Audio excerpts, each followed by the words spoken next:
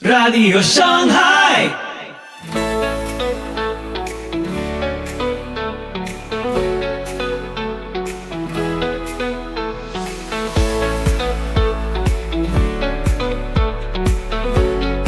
Muy buenos días, tardes o noches. Donde quiera que estés en el mundo, soy Pipo Biglione y te doy la más cálida bienvenida a Radio Shanghai. Estás sintonizando el episodio 627 de nuestra octava temporada. Prepárate para lo que viene. Hoy, Señor y Siervo, la libertad que el mundo no entiende. Queridos oyentes, cerramos el año con una charla que sacude el corazón del Evangelio. Néstor Díaz nos invita a redescubrir una libertad que no huye, una libertad que ama, sirve y transforma. Termina este año recordando esto: fuiste hecho libre, para amar mejor. No te la pierdas, es para escuchar, pensar y adorar. Toda la música que nos inspira es de Pipo y Banda Ya, podés escucharla y descargarla en el link en los comentarios. Si querés colaborar con nuestro trabajo, hacelo a través de Cafecito también en los comentarios. Así que ponete cómodo, subí el volumen y empezamos. Soli Deo Gloria.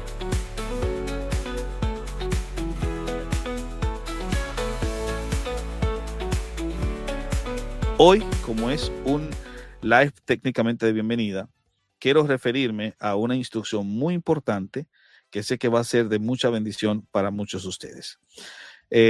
Lo que ustedes ven ahí en la pantalla es el Catecismo Mayor de Lutero, es decir, el Catecismo de Lutero. Este volumen que ven ahí incluye el Catecismo Menor y el Catecismo Mayor. La diferencia entre el Catecismo Menor y el Catecismo Mayor es que el Catecismo Menor se enfoca en los menores y en los neófitos, en los niños y en los neófitos, para instruirlos en la fe cristiana. El Catecismo Mayor ya está dedicado a gente adulta y a líderes, aquellos que ejercen un liderazgo a través de cierta ordenación.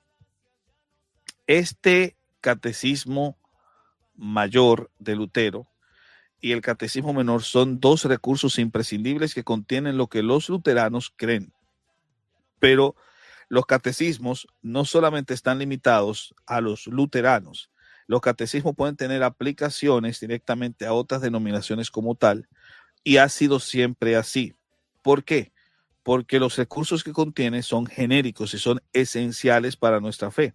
Obviamente que siempre habrán algunos detallitos que vas a encontrar en algunos de los catecismos que son las marcas distintivas de esas tradiciones, pero aún así los aspectos generales son básicos y esenciales para todos, además de que se ha tenido cierta dependencia o interdependencia entre estas confesiones como tal. Por ejemplo, el concepto de Beruf, si no lo conocen, Beruf es vocación en alemán. Ese concepto es luterano, pero ha sido aplicado a la perspectiva de casi todas las cosmovisiones dentro de la fe protestante. ¿Por qué? Porque si eres metodista o eres bautista o eres presbiteriano, no importa cuál, tú vas a considerar que tu trabajo se convierte en un ministerio y que esa separación entre secular y sacro no entra tal compartimentalización en la mente de un protestante. ¿Por qué? Porque justamente nosotros entendemos que nosotros debemos ser cristianos donde sea que estemos, no solo en la iglesia, y que técnicamente nuestro trabajo puede convertirse en una esfera ministerial. Esta idea proviene del Catecismo Mayor de Lutero y técnicamente es la manera como vemos la interdependencia que hay entre uno y otros. Y yo creo que en base a ello y teniendo eso en consideración, nosotros podemos comenzar a hacer cualquier tipo de reflexión construida en base al estudio que realicemos de documentos tan importantes como este que estoy presentándoles.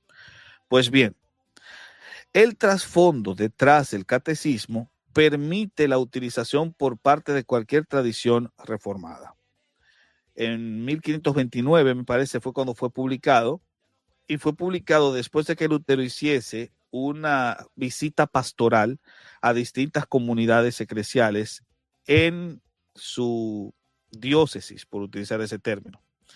Y se da cuenta de que había mucha necesidad, es decir, los padres no conocían las escrituras, muchas veces por un tema de analfabetismo cultural que había, y al no conocer las escrituras no sabían instruir a los muchachos en las escrituras.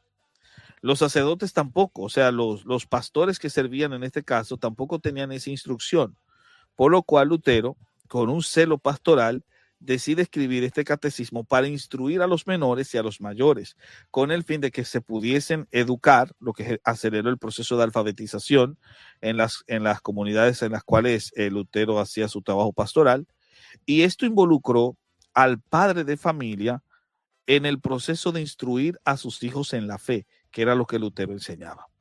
A partir de ahí, Lutero desarrolla una serie de puntos. Por ejemplo, la base esencial de todo el catecismo es que el hombre es depravado, el corazón del hombre es depravado y necesita para ello salvación. La salvación se va a dar a través de un mensaje doble. El mensaje de la ley que te dice cuál es tu condición y el mensaje del evangelio que te dice cuál es tu solución. Y a través del mensaje del evangelio es que se entiende la labor objetiva de la ley, que tiene para Lutero una triple dimensionalidad: servir de guía, servir de espejo y servir de tutor, para llevarte al evangelio donde se encuentra el agua que limpia el rostro.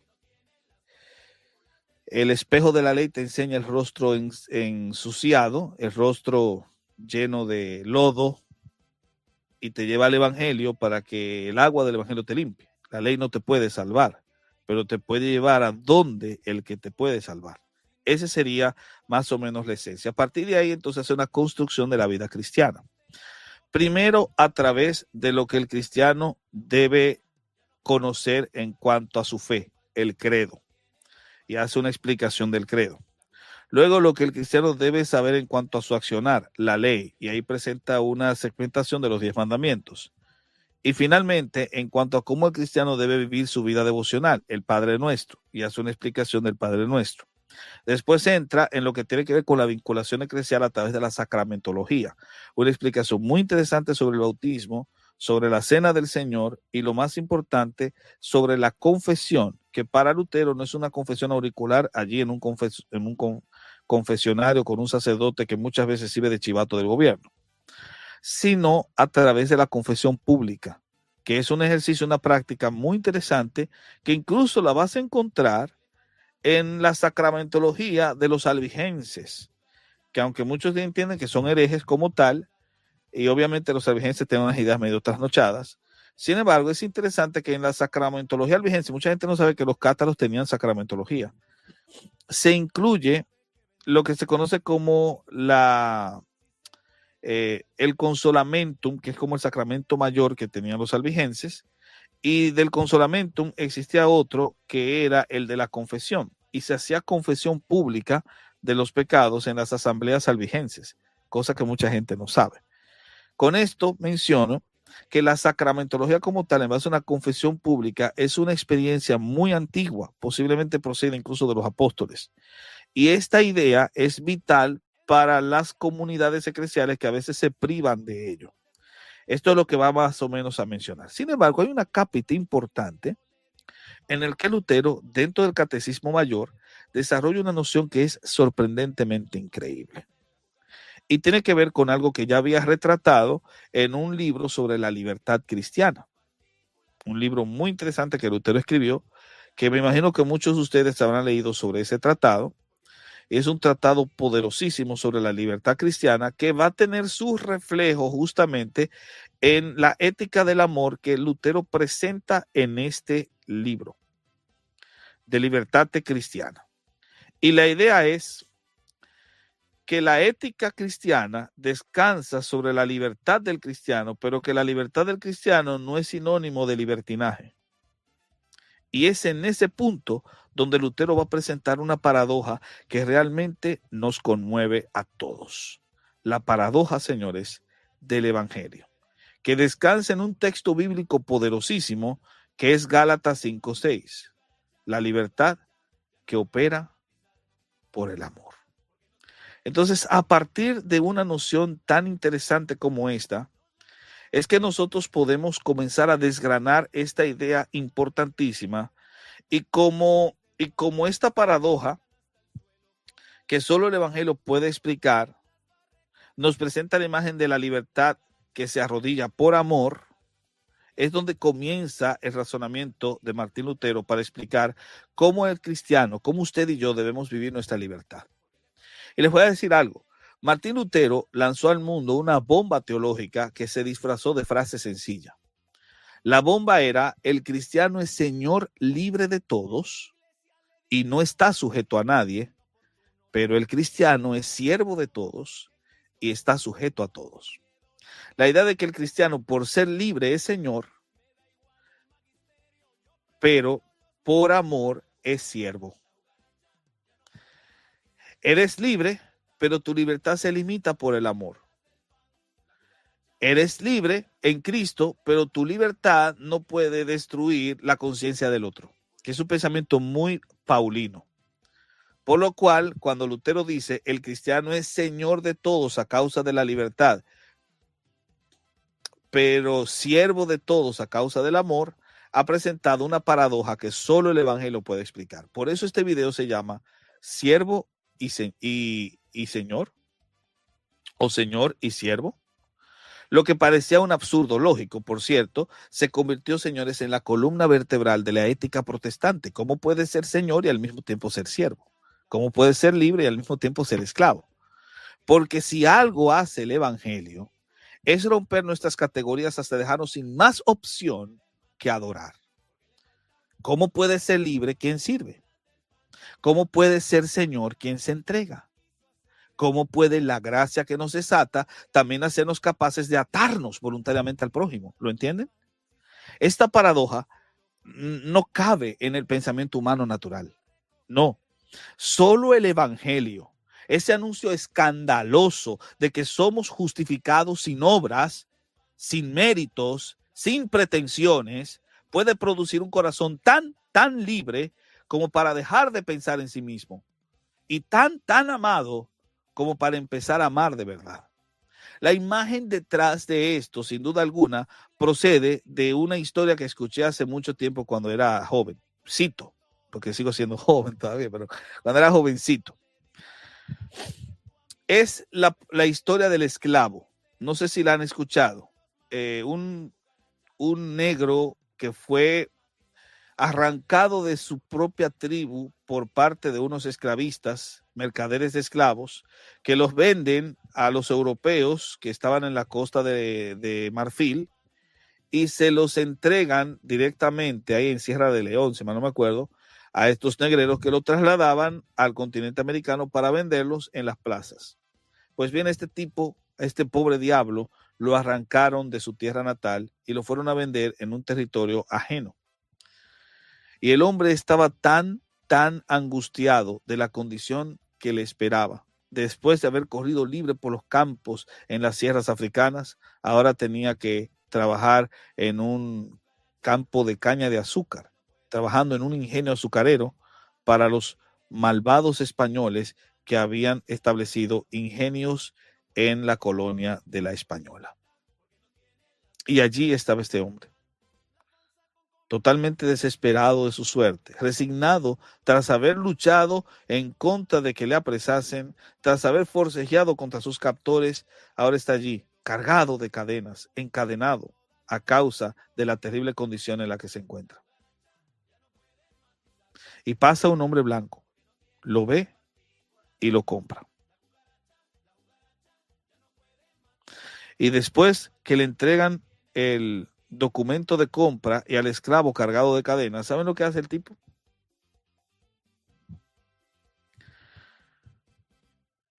El esclavo mira al amo, a su nuevo amo, y con odio y rabia le escupe a la cara.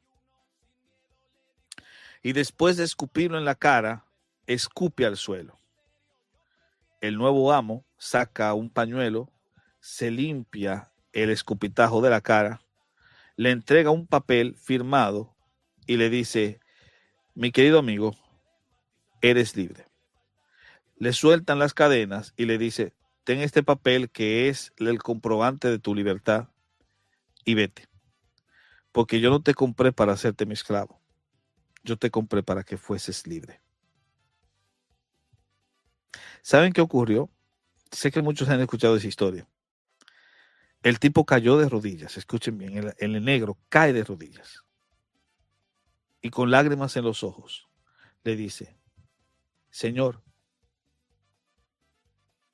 ya yo no quiero irme. Yo quiero ser tu amigo. Yo quiero ser tu esclavo. Esta imagen detrás es una imagen muy curiosa, muy interesante, porque nos habla de un tipo que fue liberado y decidió ser esclavo, no por obligación, sino por amor. Y en la ley de la Torá existía, o en la Torá existía una ley que avisaba que cualquiera que fuese esclavizado en Israel solo podría ser esclavo por 6 años. En el 7º año tenía que ser liberado. Pero si al 7º año el esclavo deseaba quedarse con su amo, porque ya más que un amo lo veía como un amigo, entonces, frente a los ancianos de la ciudad, se le horadaba la oreja con una lesna. Y esa oreja horadada era un símbolo de que el tipo era esclavo por amor. Lo más llamativo del caso es que nosotros tenemos un salmo muy curioso, que es el Salmo 40. Cuando ustedes van al Salmo 40, a la altura del versículo 6, ustedes se van a encontrar con un texto que se ha convertido en el dolor de cabeza de muchos traductores. El texto es el siguiente, y creo que es un texto sorprendentemente increíble. Dice el autor en este pasaje, en el versículo 6: sacrificio y ofrenda no te agrada, has abierto mis oídos. Esta expresión es una expresión oscura en la mayoría de los textos que hemos recibido, sobre todo en el texto receptus, que va a incluir, obviamente, en el texto hebraico, en el texto masorético, porque estamos en el Antiguo Testamento. En el texto masorético es una frase un poquito incómoda, porque no ha tenido una aclaración en base a qué es lo que quería decir David cuando habla de has abierto mis oídos. Abierto mis oídos. De hecho, ya en la antigüedad aparecían variantes textuales. Una de ellas se puede replicar en el libro de Hebreos, donde la frase has abierto mis oídos fue traducida al griego como me preparaste cuerpo. Esto indica ya lo oscura de la expresión en la misma época de Jesús. Sin embargo, cuando nosotros hacemos un análisis del contexto como tal, vamos a descubrir lo siguiente. El autor aquí está totalmente agradecido porque Dios le hizo sacar del pozo de la desesperación. Dios puso sus pies sobre peña, enderezó sus pasos, puso luego en su boca cántico nuevo y alabanza al Señor. Se encontraba en una situación de desesperación y Dios oyó su clamor. Y lo más interesante del caso es que Dios había aumentado sus maravillas y sus pensamientos para con él. Tantas eran que no podían ser enumeradas. Por lo cual, ante la perspectiva de un corazón agradecido, este tipo dice, has abierto mis oídos. Y luego expresa, el hacer tu voluntad, Dios mío, me ha agradado, y tu ley está en medio de mi corazón. Cuando nosotros entendemos esto y lo retrotraemos a la luz de la oreja horadada con lesna del esclavo que se quedaba a servir por amor, entonces entenderás que la referencia aquí es a esa vieja tradición. Has abierto mis oídos es, los has horadado con lesna, dando a entender que este tipo, agradecido por el favor de Dios, decide servirlo para siempre, con amor. Se convierte en un tipo libre que se hace esclavo por amor. Has abierto mis oídos es convertirse referente, en este caso, de un esclavo que sirve porque ama, no porque está obligado. Y de eso trata la libertad cristiana. La libertad cristiana nunca será libertinaje. La libertad cristiana siempre será un servicio de esclavo por amor. Sirves al Señor porque le amas. Sirves al Señor no porque estás obligado o porque vas a recibir alguna prebenda o porque vas a disfrutar de algún beneficio. Le sirves porque amas, porque le amas. Y ese amor se va a reflejar obviamente en el amor que vas a sentir hacia los demás, en el amor que vas a sentir hacia las personas que te rodean. Por esa razón, la libertad cristiana no huye. La libertad cristiana abraza. Muy distinta a esa expresión de la canción de Soda Stereo, Prófugos, que decía, a veces huyo porque amo. El amor no huye. Esta es una visión deformada que presentó Gustavo Cerati del amor. El amor no huye. El amor enfrenta, da la cara y abraza. El mundo, obviamente, entiende libertad como independencia absoluta. ¿Me entienden? Nadie me dice qué hacer, vivo como quiero, pero la libertad evangélica es distinta, más profunda, más subversiva. No nos libera de las personas, sino para las personas. No nos libera para la autosuficiencia, sino para la compasión. No nos libera para recluirnos, sino para entregarnos. ¿Entienden? El cristiano, al saberse amado sin condiciones, deja de usar a otros para conseguir valor y empieza a servirlos porque ya encontró su valor en Cristo. Esto que acabo de decir es muy, pero que muy importante.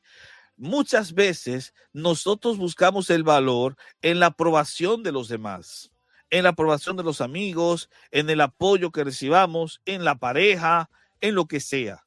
Buscamos el valor en la gente, buscamos nuestro valor a los ojos de los demás. Pero cuando tú eres libre de buscar este sentido de valor en los ojos de tu prójimo, porque descubriste que tu valor se refleja en los ojos de Cristo, entonces a tu prójimo, ya tú no lo sirves porque quieres que te aprecie, lo sirves porque eres apreciado. ¿Entienden? Eres apreciado por el más grande. Lutero, de hecho, lo explica magistralmente. La fe nos une a Cristo, nos hace libres, nos quita todo miedo, nos asegura que nada puede separarnos de Dios. Esa fe nos declara señores, porque nada ni nadie ya tiene poder definitivo sobre nosotros. ¿Ven? Pero el amor nos une al prójimo, nos hace siervos, nos impulsa a cargar, a acompañar, a consolar, a construir, a dar, a perdonar. Ese amor nos declara siervos, porque ahora nuestra vida no gira en torno a nosotros mismos. Si se dan cuenta, la fe nos sube, el amor nos baja. Y en esa tensión de sube y baja, en esa doble dirección, el cristiano camina como Jesús mismo caminó. Libre ante Dios, siervo ante los hombres. Siervo y Señor. Señor y siervo. ¿Por qué? Porque la fe te hace Señor y el amor te hace siervo, te hace esclavo. De hecho, ¿saben por qué esto que digo es muy importante? Porque este live es muy importante. Deberían seguir rompiendo el botón de me gusta. Porque muchos cristianos entienden la libertad como permiso para vivir como quieran, por un lado, y otros la entienden como una amenaza que debe regularse con normas. Ahí tienes los dos extremos. Pero ambos errores nacen de separar lo que Dios unió, fe y amor. Esta lección que les estoy dando acá, entonces, busca cerrar esta brecha y mostrar que la fe verdadera siempre desemboca en amor, que la libertad cristiana siempre se vive responsablemente, que la gracia no produce libertinaje, sino servicio, que la ética cristiana no nace del miedo, sino de la gratitud. Integrar la fe que justifica con el amor que transforma, señores, es la misión que tengo hoy, para que cada creyente viva en una libertad que edifica y en un amor que manifiesta a Cristo. Si logramos entender esa paradoja, no solo vamos a entender a Lutero, entenderemos el corazón del evangelio.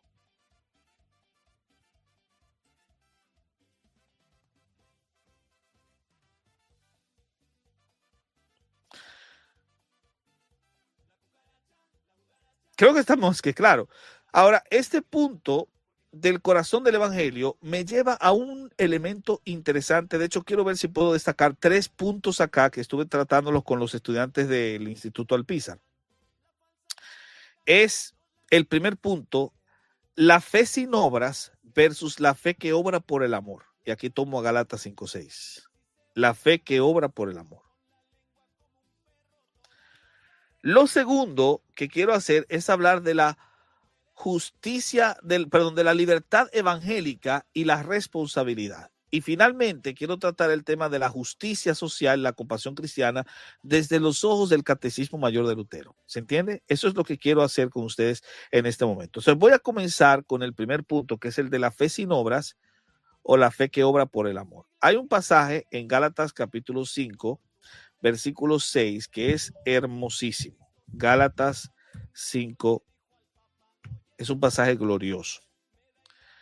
En ese pasaje, especialmente a la altura del versículo 6, nosotros encontramos una expresión que les voy a decir algo, rompe la cabeza y te hace flipar con todas las neuronas.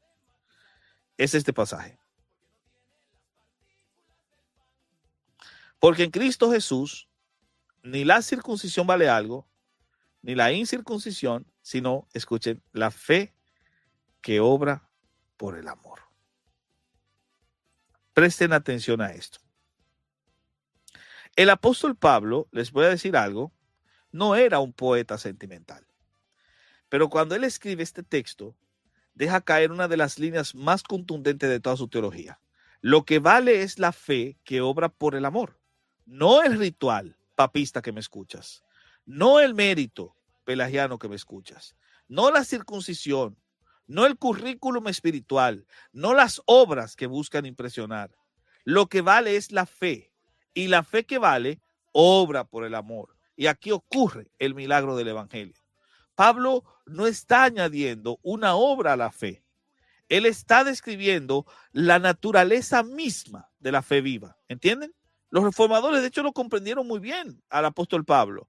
Somos justificados por la fe sola, pero la fe que justifica nunca sola, es decir, nunca está sola, viene acompañada, trae fruto, despierta vida, enciende el amor.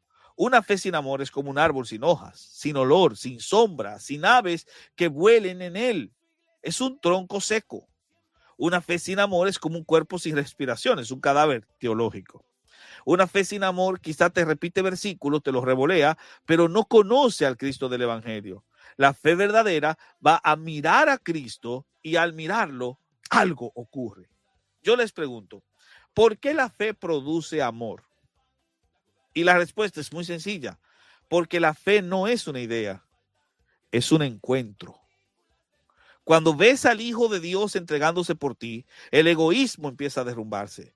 Cuando ves su misericordia hacia tus pecados, la dureza hacia los demás comienza a quebrarse. Cuando ves su paciencia infinita, tu impaciencia empieza a avergonzarse. Cuando ves su amor inmerecido, tu amor empieza a despertar. La fe que mira a Cristo crucificado no puede quedarse quieta. Le brotan manos que sirven, le brotan ojos que ven al necesitado, le brotan pies que caminan hacia el que sufre, le brota una voz que consuela. Es inevitable, es natural, es espiritual, es, como decía Watchman Nee, normal que el amor sea la evidencia y no la condición de la fe.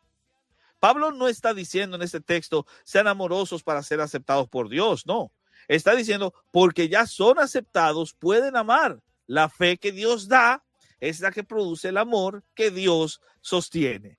El orden cambia todo. Esto es lo que no puede entender el pelagiano. No amamos para ganar algo de Dios. Amamos porque ya lo hemos recibido todo de Cristo. No eres pecador porque pecas, sino que pecas porque eres pecador, pero al mismo tiempo, Dios no te ama porque seas bueno. Eres bueno porque Dios te ama. La justificación libera a la persona del peso de salvarse a sí misma.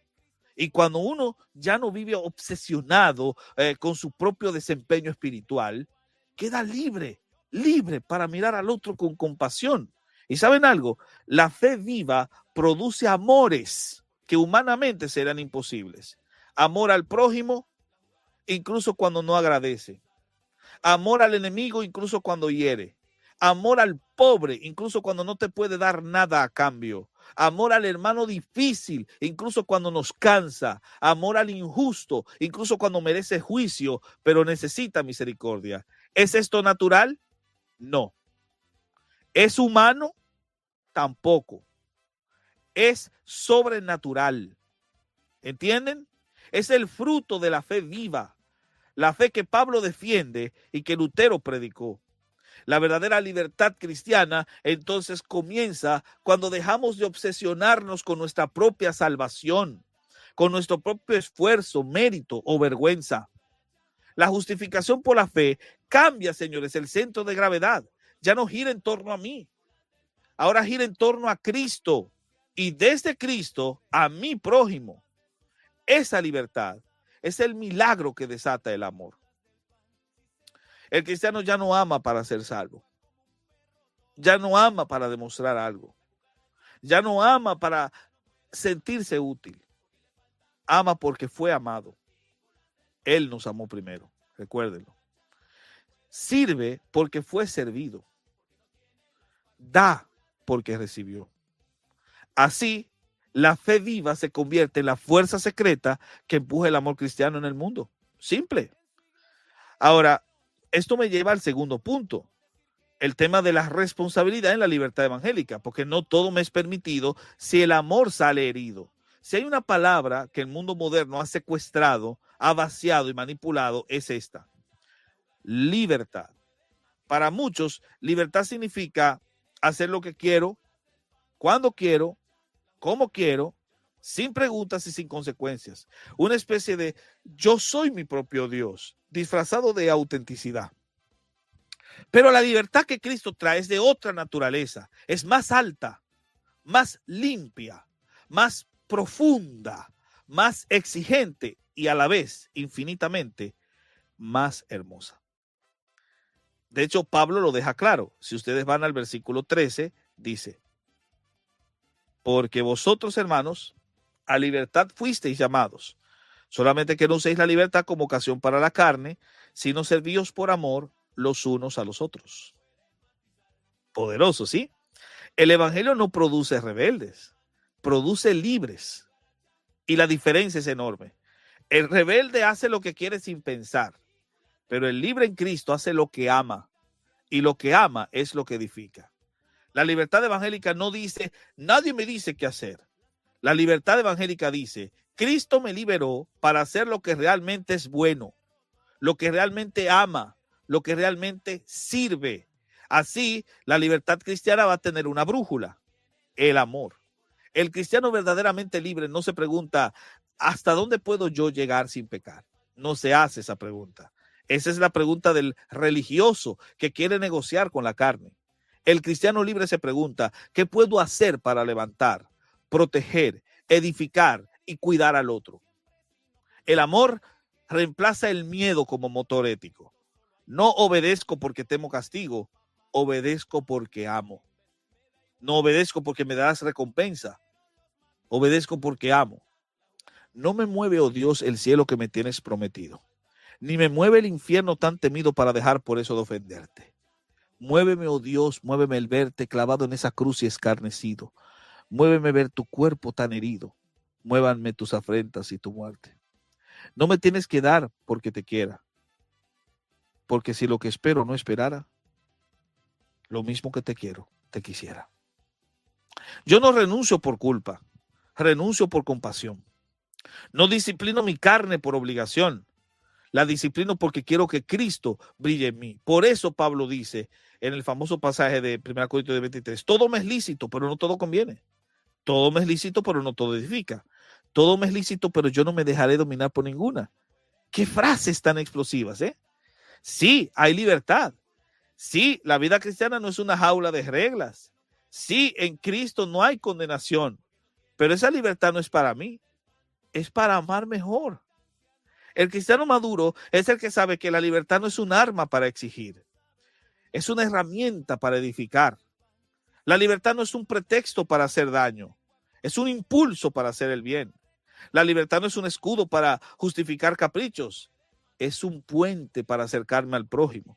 Y esto lleva, ¿saben qué? Ciertas marcas de lo que sería una libertad responsable. A ver, me explico. La primera marca que vas a tener si eres libremente cristiano es que vas a renunciar voluntariamente al derecho que tengas si eso daña a un débil. El mundo dice defiende tus derechos. Cristo dice el amor sabe renunciar. Ah, que el hermano débil tiene problemas con la carne. Bueno, pues no comas carne jamás. Pablo tenía derecho a comer carne sacrificada a ídolos, pero si eso destruía a un hermano, dejaba la carne. El que ama, ¿entienden?, prefiere perder privilegios antes que perder a un hermano. Lo segundo es que evita tropiezos aunque tenga libertad. El libre en Cristo no juega a qué tanto puedo hacer sin pecar, sino a cómo puedo no lastimar a nadie. La madurez espiritual, de hecho, se nota en lo que elegimos evitar, no por temor, sino por amor. Lo tercero que hace es buscar el bien común antes que la comodidad. Vamos a ver. Un cristiano no se encierra en su individualismo. Mira la ciudad, mira la familia, mira la iglesia, el trabajo y pregunta, ¿cómo puedo aportar? ¿Cómo puedo servir? ¿Cómo puedo bendecir? La libertad cristiana, señores, se vuelve diaconía cotidiana. Te conviertes en un diácono que sirve siempre porque no eres esclavo por temor, sino por amor. Y lo último que hace es considerar al otro como más importante que a sí mismo. Esta, señores, es la revolución ética del evangelio. No hay nada más radical que Filipenses 2:3. Un texto bien básico. Vamos a ver si lo puedo colocar en la pantalla. Este texto es altamente revolucionario. No el versículo 13. Ese no. De Filipenses 4:13. No, ese no.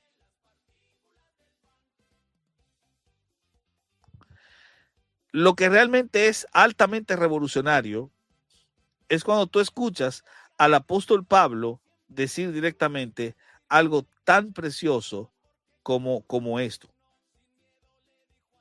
Completad mi gozo sintiendo lo mismo, teniendo el mismo amor, unánime, sintiendo una misma cosa, y luego nada hagáis por contienda o por vanagloria, antes bien con humildad. Y aquí viene la palabra, estimando cada uno a los demás como superiores a él mismo. Esto es lo que marca lo que llamamos la revolución ética más importante de todas. Este texto. ¿Quién vive así? Solo el que ha sido liberado del tirano más cruel que hay, el ego. La libertad cristiana es la libertad del egoísmo. Es la libertad para amar sin cálculo, sin contrato y sin rédito. De hecho, esta es la esencia de la libertad cristiana, que porque Cristo te hace libre, eliges el bien porque quieres, no porque debes. La libertad evangélica es el poder de elegir lo bueno por amor, no por temor. Y eso solo se logra con un corazón regenerado. No para ganar puntos con Dios. No surge del miedo, no surge del deber frío, no surge de la presión social, no surge de la culpa. Todo aquel que quiera, entre comillas, que cree que es libre, sin Cristo, tratar de obedecer a Cristo, sin tener a Cristo, eso es una defecio mal hecho estúpido. No, no se puede. Jamás. Es imposible. Es como remendar paños nuevos en un vestido viejo. Una locura total. Esto surge del Espíritu que sopla dentro del corazón y produce un fruto nuevo. Deseo santo, voluntad transformada, amor en movimiento. La libertad, señores, no es romper cadenas para hacer lo que quiero. Es romper cadenas para amar como Cristo. Lo cual me lleva entonces al último punto, el de la justicia social. Miren, el amor no se queda en palabras. El amor se convierte en estructura. ¿Entienden lo que digo? Estructura, en acción, en justicia. La libertad cristiana no solo transforma el corazón, transforma también la calle, la ciudad, los sistemas, la cultura, el prójimo. La fe sin amor es teoría. El amor sin justicia es sentimentalismo. La justicia sin compasión es legalismo. Pero la libertad evangélica reúne todo. Un corazón liberado que actúa con amor y exige justicia. Y aunque Lutero, obviamente, no usó el lenguaje contemporáneo de justicia social, obviamente, su teología es un volcán ético. Dios gobierna el mundo a través de las vocaciones. Por eso el cristiano debe ser médico, Por eso el cristiano debe ser arquitecto, por eso el cristiano debe ser pintor, músico, por eso el cristiano debe ser psicólogo. Que yo escucho muchísima gente que dice, no, que el cristiano no puede ser psicólogo, psicología del... ¿Qué es esto? Que la psicología la inventaron los ateos. Disparatoso total eres. Piensas como todo un bodrio. Por supuesto que la psicología se convierte en un campo de acción para hacer un beneficio a la comunidad, pues el cristiano debe, a través de esa vocación, dejar que Dios gobierne al mundo, porque Dios gobierna al mundo a través de las vocaciones. Es un pensamiento muy luterano. Dios cuida al débil a través de sus hijos. Dios corrige la injusticia a través de cristianos que aman con valentía. Por eso el cristiano tiene que meterse en la batalla cultural. Por eso el cristiano debe criticar el aborto, criticar la ideología de género y todo, y enfrentarlo sobre todo, presentando soluciones. Porque Dios no va a enviar ángeles a hacer eso. Dios te envía a ti, oh hermano y hermana que me escuchas. Lutero nunca dijo, mi fe es privada, lo social no me interesa. Esa frase es hija del individualismo moderno, no del evangelio. Ese individualismo que Ravasi y todos estos tontos dicen que es originado por el protestantismo, porque de protestantismo no conocen ni la P. El individualismo o hispanista trasnochado y desinformado, desactualizado, que vives todavía en la era de la Inquisición, no es de origen protestante. Es contrario al espíritu del protestantismo, por cierto. Ese individualismo moderno no proviene del evangelio y ningún protestante lo asumió. Porque para Lutero, si Cristo es Señor del corazón, también es Señor de la plaza pública. Y eso hace que el cristianismo no sea una cuestión del individuo, sino que es una cuestión de la comunidad, impactando a la comunidad, transformando la comunidad que les rodea. Esa visión es lo que cambia y transforma el mundo. De ahí procede justamente el pensamiento social cristiano y por eso es que el protestantismo superó al catolicismo romano por un siglo en cuanto a la comprensión de lo que es la justicia social. Antes de que la Iglesia Católica Romana descubriese el derecho social de la Iglesia y esas cuestiones, ya los protestantes le ganábamos. Ellos nos lo copiaron a nosotros y luego vienen los hispanistas a decir que no, que el individualismo es de origen protestante, que es todo lo contrario. Bobos, energúmenos, tontos, que porque tienen una cámara y un cuello clerical creen que son más sabiondos que los demás. Y sin embargo, con cada palabra que dicen, dejan mostrar su impepinable ignorancia. No, la visión del evangelio en un ámbito individual nunca procedió de una visión protestante, porque el evangelio no es así.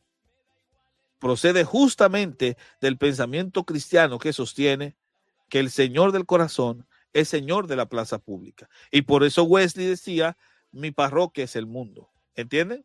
Entonces, en la Biblia, Dios tiene siempre una lista preferencial e importante de lo que tiene que ver con la visión social. Y la visión social dentro del Catecismo Mayor de Lutero se podría resumir por lo menos en unos 4 puntos. Primero, la compasión hacia los vulnerables. ¿Por qué? Porque como Dios no tiene una lista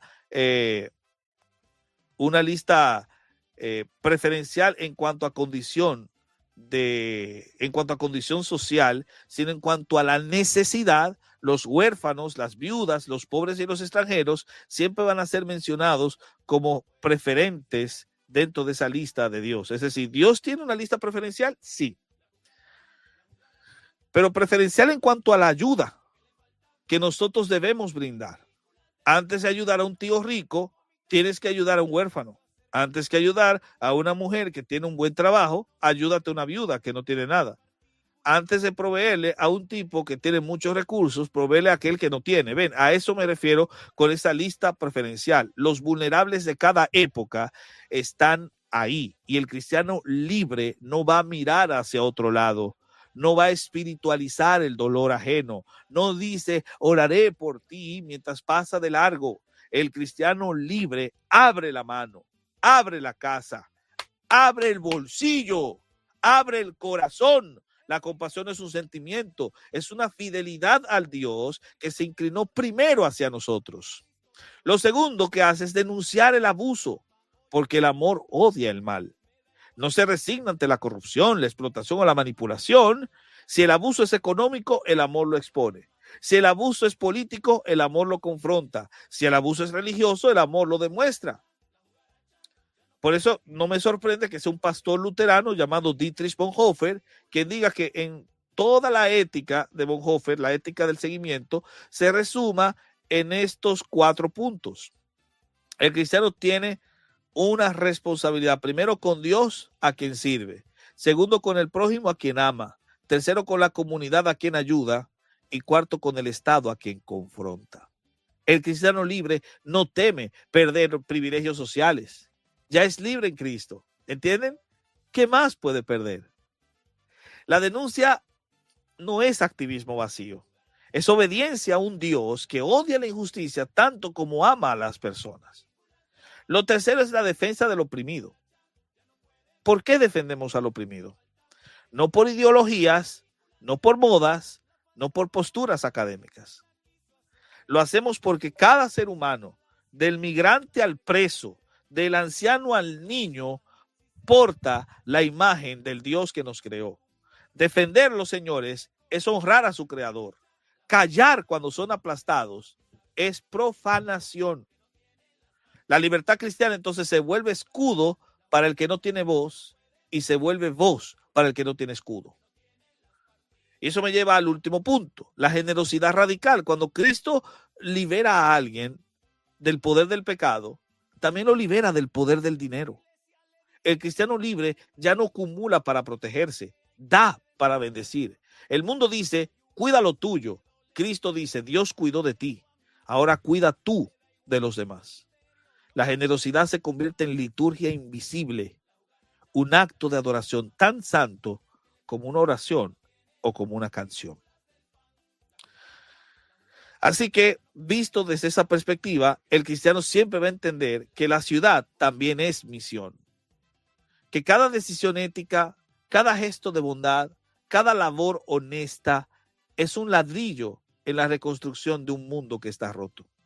El cristiano libre se involucra, sirve, participa, edifica, contribuye. ¿Y saben qué? Se hace responsable de la comunidad donde Dios lo plantó. No hay espiritualidad auténtica que ignore el bien común. Y un amor que no se queda callado es un amor evangélico. Porque el amor evangélico es público, es social, es transformador. Es político en el sentido más santo porque busca el shalom de la ciudad. Y es humano porque nace del Dios hecho hombre. Un cristiano libre no puede ser indiferente ante un mundo roto. El amor lo empuja, la gracia lo conmueve, la libertad lo incendia. El amor de Cristo no nos deja quietos, nos pone en marcha, nos convierte en luz, nos convierte en sal, nos convierte en agentes de justicia. No para ganar salvación, sino porque hemos sido liberados para amar. ¿Se entiende? Esa libertad es una libertad con freno de amor. Es libertad que piensa. Es libertad que prioriza al otro. Es libertad que construye el bien común. Es libertad responsable. Señores, es libertad evangélica. Y eso me lleva entonces a una conclusión definitiva. Qué bueno que les hablé de este tema. Lo tenía en el corazón y quería de verdad tratarlo con ustedes. Miren, el discurso del mundo es ruidoso. El discurso del mundo es arrogante y siempre apunta al mismo centro, el yo. Haz lo que quieras. Priorízate. Sé libre para vivir para ti. Pero el evangelio entra no con gritos, sino con autoridad mansa, como el silbo apacible que escuchó Elías. Con esa voz que corta la carne del ego sin herir la dignidad. Sé libre para vivir para los demás. Y ahí, señores, ocurre el milagro. Ahí se revela la paradoja que Cristo puede cumplir. Que la libertad cristiana no es para vengar, es para amar. Cuando Cristo rompe tus cadenas, no te suelta, te reorienta. Ya no eres esclavo del pecado, ni del miedo, ni del juicio, ni del rendimiento espiritual, ni de la opinión de otros. Eres libre, libre de verdad, libre para amar sin sentirte obligado, porque la libertad que Cristo da no es la de un niño sin reglas, sino la de un corazón maduro que sabe para qué existe. Entonces, somos señores, sí, porque no hay ley que pueda condenarnos. No hay demonio que pueda poseernos. No hay humano que pueda definirnos.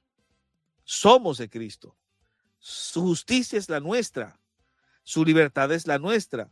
Su victoria es la nuestra. Nada en esta tierra tiene derecho sobre tu alma. Pero, así como somos señores, somos esclavos, somos siervos. Porque Cristo, el Señor de gloria, el Señor de señores, se ciñó una toalla. Y tú, que recibiste su libertad, recibiste también su corazón, uno que busca al prójimo, uno que sirve al enemigo, uno que levanta al caído, uno que ama hasta que duela y más allá. Cuando entendemos esa paradoja, todo cambia. La ética deja de sentirse como una lista de reglas y se convierte en adoración cotidiana. La fe deja de ser espuma doctrinal y se vuelve carne, manos, lágrimas y obras. La libertad deja de ser privada y egoísta y se vuelve misión, compasión, justicia y presencia.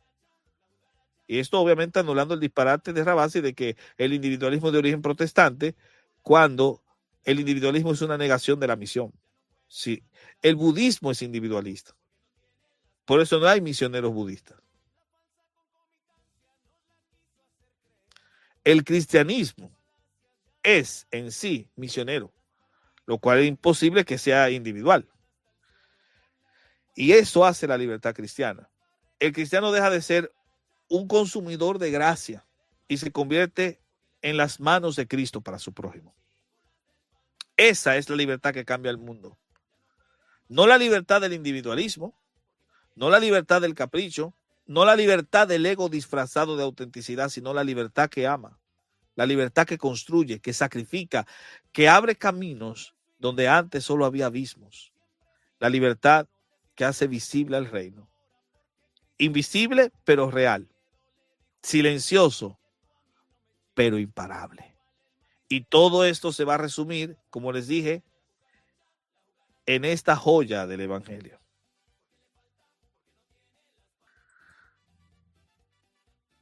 La fe que obra por el amor. En eso se resume todo el Evangelio. Cuando la fe deja de estar en libros y se pone en movimiento. Cuando el amor se vuelve la forma de respirar. Cuando Cristo vive en ti para otros. El reino de Dios entonces se hace visible. Aquí, ahora. Y te lo digo mirándote a los ojos. En ti.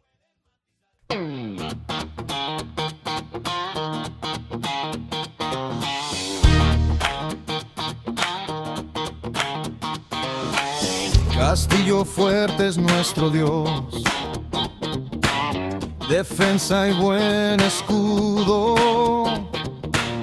con su poder nos librará en todo transagudo.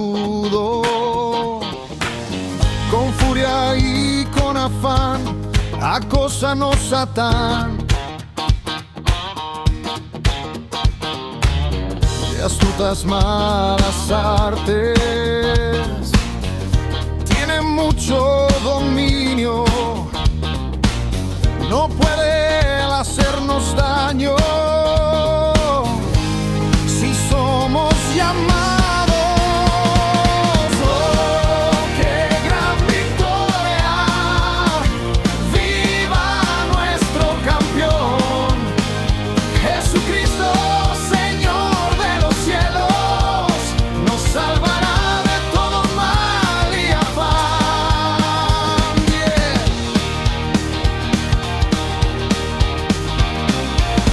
Nuestro valor es nada aquí, con él todo es perdido. Hay uno que por nosotros peleará fiel.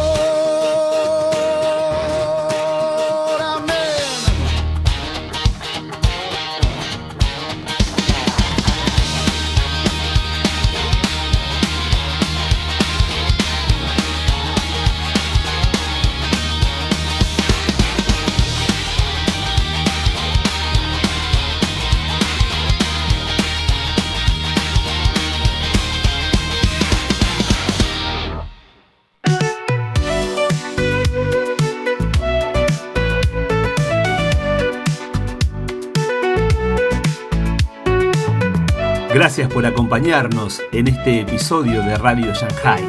Tu apoyo nos ayuda a seguir conectando el mundo de hoy con los principios eternos. Por eso, te pedimos que te suscribas, nos dejes tu like para que más personas descubran este mensaje. No olvides seguirnos en Facebook, Instagram y Telegram para estar al tanto de todo.